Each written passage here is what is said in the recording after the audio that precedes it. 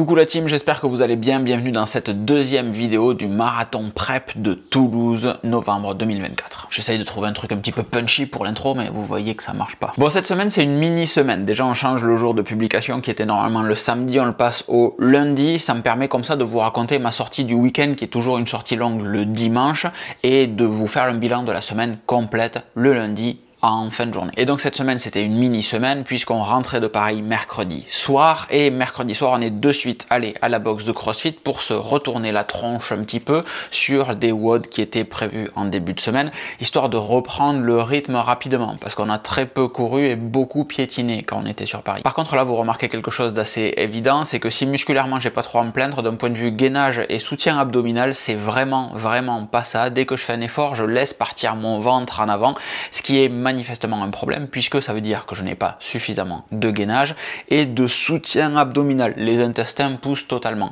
Donc ça, c'était pas le cas il y a juste quelques jours. Réellement, le passage sur Paris, je mange toujours trop bien quand je suis là-bas et j'ai du mal à faire attention. Donc sur cette semaine, on refait gaffe à nouveau et on réintroduit les routines classiques qui sont les 10 minutes d'abdos tous les jours, les 20 minutes d'étirement tous les jours minimum, en plus des entraînements de course à pied, en plus des entraînements de CrossFit, et j'aimerais bien mettre un petit peu de zone 2, vélo ou rameur à la fin de mes entraînements de CrossFit pour évacuer toutes les toxines. Ça commence à faire charger. Surtout qu'on reprend en main la préparation pour ce marathon, puisque jusqu'à maintenant on se basait sur Garmin Connect et sur la montre, la Garmin Epix Pro Gen 2, qui nous suggère des entraînements pour aller courir en fonction de ce qu'on a fait, de l'état de fatigue, de si on a bien dormi ou pas, sauf que comme je le pensais au dernier marathon, et c'est à nouveau le cas là, la Garmin est trop précautionneuse, elle est trop gentille avec moi. Donc si j'ai mal dormi, si la veille j'ai fait un gros entraînement de CrossFit, elle va me dire ouais, aujourd'hui fais repos, ou au contraire ne fais rien du tout, ou fais une petite sortie toute tranquille, alors qu'en fait il faudrait commencer à envoyer des entraînements un peu solides. Alors quand je dis des entraînements un peu solides, c'est réellement pas les entraînements qu'il y aura dans la phase de build, on est toujours en base, là on attaque le deuxième mois de base.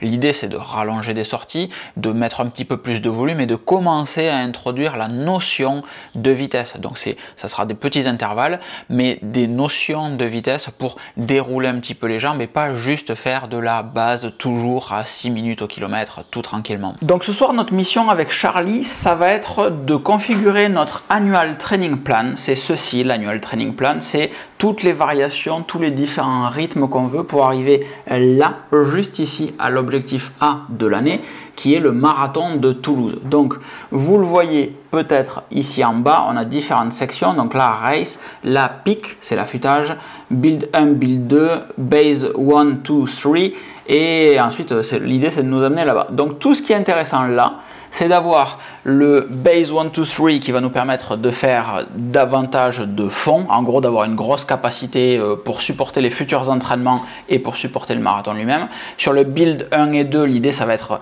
d'accélérer et de s'énerver un petit peu sur les entraînements pour pouvoir constituer la vitesse, pour pouvoir constituer la résistance et tout ce qu'il va nous falloir pour ensuite le marathon. Ensuite, on calme un petit peu tout ça, etc. Comment ça se passe ça? L'idée, c'est pas forcément de vous faire une présentation de Training Peaks et de l'ATP Annual Training Plan qui se décompose comme ceci. Vous faites encore une fois ce que vous voulez. Donc, moi, j'ai configuré Base 1, Base 2, Base 3, etc. Les pics gris que vous voyez, c'est le TSS, pardon, le Training Stress Score. Donc, ici, on a le plan, le TSS du plan. Donc, vous voyez, il augmente périodiquement, comme vous le voyez juste ici. Clac. On monte, on monte, on monte, on monte, on redescend, on monte, on monte, on monte, on monte. Et quand on redescend un petit peu plus que là où on était avant. Donc moi je fais plus ou moins la deuxième semaine du bloc de 4 semaines précédents. Et ensuite sur mes builds, j'aime bien faire 3 semaines au même niveau, une semaine où on descend, 3 semaines au même niveau, une semaine où on descend. Même si là, comme j'ai configuré un affûtage de 2 semaines, à voir si on fait réellement ça, et bien cette semaine de descente là, elle est peut-être un peu trop basse. Donc à voir ce qu'on va faire là-dessus. Mais dans l'idée, on configure du coup des training stress score semaine par semaine ici.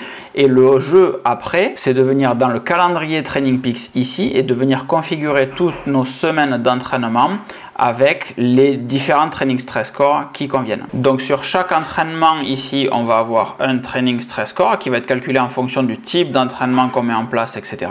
Et à la fin de la semaine ici, j'ai l'ATP que vous voyez 480 TSS, base 2 week 1, et l'ATP réel qui va se calculer ensuite, automatiquement, au fur et à mesure qu'on fait des choses, comme vous le voyez, juste ici, le Total Training Stress Score, 562, 220 réalisés sur la semaine en cours. Mais ça, c'est plus ou moins normal puisqu'on a le run de demain samedi et le gros run de dimanche qui va compter pour beaucoup du TSS de la semaine. Comme vous l'avez peut-être vu dans les shorts ou sur Instagram, j'ai commandé un support de vélo pour venir monter la Garmin Epix sur le vélo et je vais essayer d'aller me faire quelques petites sorties vélo dans les prochaines semaines un peu sympas, comme le Ventoux, le Tourmalet, Otakam, l'Aubisque, etc. Des petits trucs cool. Et il y a de très fortes chances que je les partage avec vous ici. Mais le sujet sur lequel je sais que je dois beaucoup progresser, en plus de la préparation physique évidente, mais le sujet sur lequel je dois beaucoup progresser, c'est la préparation mentale. Le fait de savoir se faire mal et d'aller plus loin, chercher encore plus fort jusqu'à la fin du marathon. C'est un truc sur lequel mon cousin Archam est prodigieux réellement. Au marathon des villages qu'on a fait l'an dernier, il a été bluffant, il a attaqué le marathon un petit peu dans le même état que moi je suis aujourd'hui avec 2 tendinites, il a fait un meilleur temps que nous en serrant les dents tout simplement. Je pense pas que ça a été une partie de plaisir pour lui du tout, mais juste il avait un objectif et il voulait tenir cet objectif et il a tenu cet objectif et il faut que j'apprenne à faire pareil. Donc ça veut dire que périodiquement on va mettre des entraînements plus durs durant lesquels il faudra rester plus concentré dans ces entraînements-là et dans les entraînements généraux également. J'attaque plus un entraînement maintenant en me disant « Ah, je vais courir avec mon copain, c'est cool, etc. » À chaque entraînement, il y a un focus, c'est soit postural, soit respiratoire, soit sur la cadence, etc. Mais il y a toujours un focus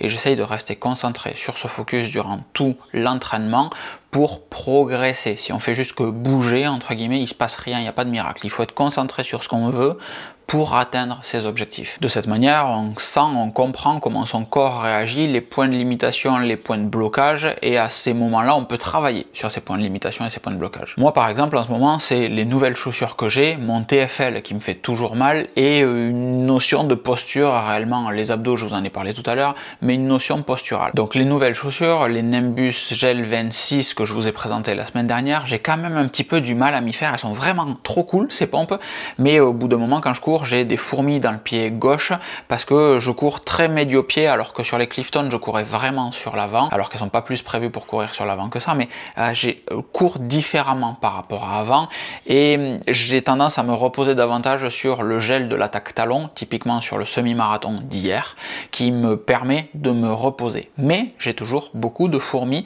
et mal aux orteils avec ces pompes. Alors c'est très supportable, on est à un 4-5 sur 10 pour les douleurs aux orteils, mais par contre les fourmis, on arrive vraiment à du 8-9 sur 10. Très souvent, j'hésite à m'arrêter. Je suis obligé de changer ma cadence en espérant vraiment que ça passe vite parce que ça peut faire mal. J'ai aussi du mal à m'habituer au nouveau sac de trail Decathlon que j'ai acheté. Je pense que tout simplement que je l'ai pris un petit peu trop grand. Je l'ai acheté quand j'étais un petit peu plus solide et je l'ai acheté, je pense aussi que j'étais avec un pull ou quelque chose comme ça. Et je pense que j'ai pris une taille trop grande en fait, tout simplement parce qu'il bouge plus qu'avant. La poche à eau est plus cylindrique que la poche à eau que j'avais précédemment qui elle était plus plate.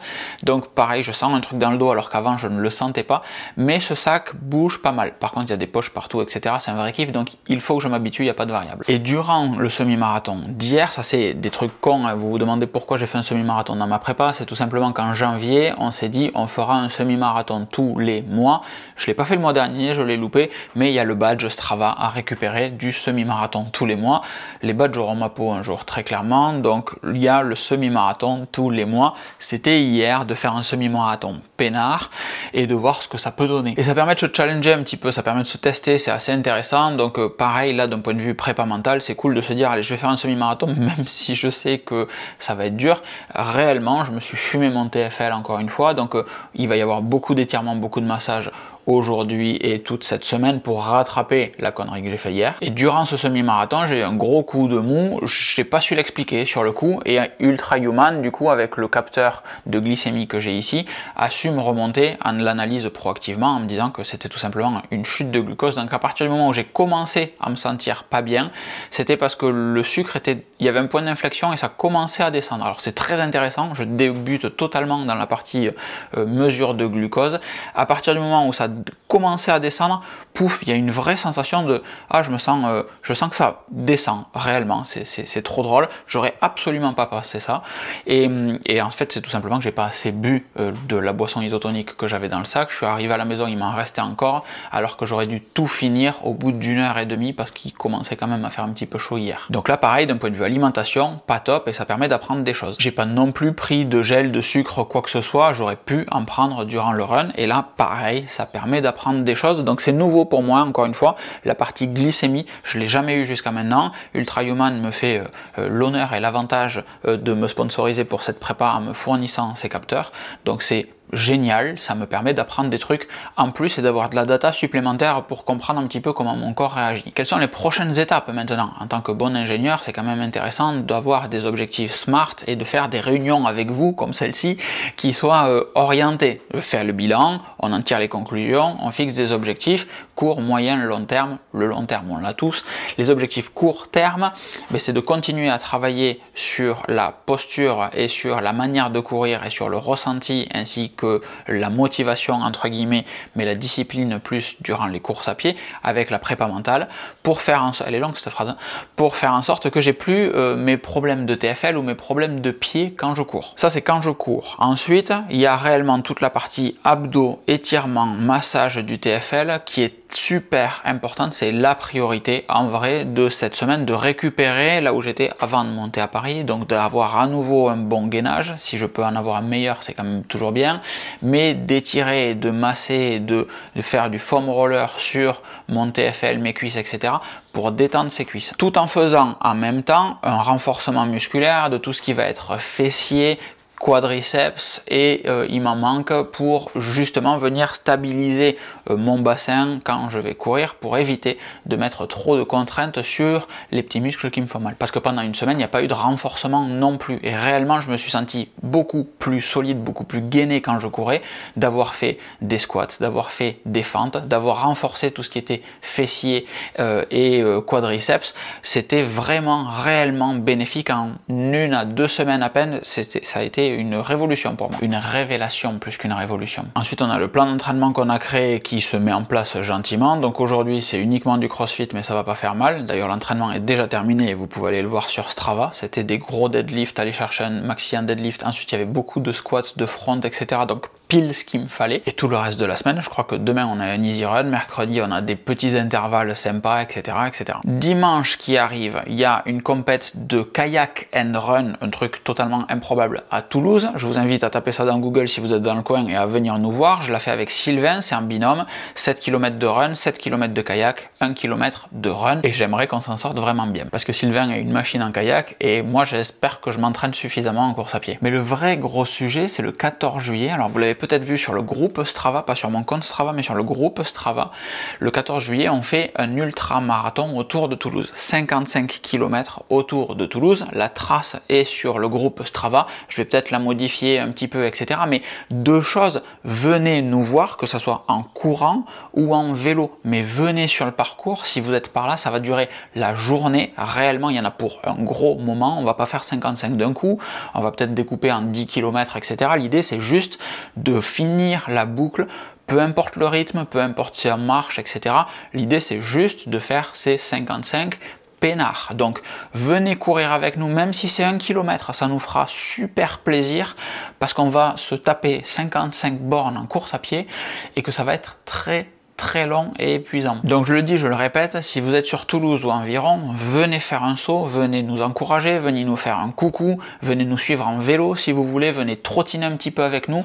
Si vous venez, n'hésitez pas à amener une bouteille d'eau, hein, ça pourrait nous faire du bien peut-être d'avoir quelques ravitaux, peut-être qu'on s'en servira pas, hein. D'ailleurs on essaiera de trouver des points de ravitaillement un petit peu partout, mais nous ça nous ferait super plaisir que vous veniez. Si vous pensez venir, allez sur le groupe Strava et cliquez le I'm in, inscrivez-vous, même si vous venez pour 1 km, qu'on ait une idée de combien on va être à cet événement. Vraiment ça sera le top. Et je pense que je bricolerai un truc pour que vous puissiez nous suivre en temps réel via l'application Garmin. On avait fait ça pour le marathon de Barcelone. Ça m'a pas porté chance du tout, mais la technologie existe. Voilà pour cette vidéo qui est comme d'habitude très longue, mais il y a plein d'infos dedans. Les commentaires sont encore une fois ouverts, donc à vous de partager. Qu'est-ce que ça vous a apporté? Est-ce que ça vous a inspiré sur certains trucs? Est-ce qu'il y a des réflexions? Est-ce que je sais pas? À vous de partager dans les commentaires. Je lis tous les commentaires, je réponds à l'immense majorité d'entre eux.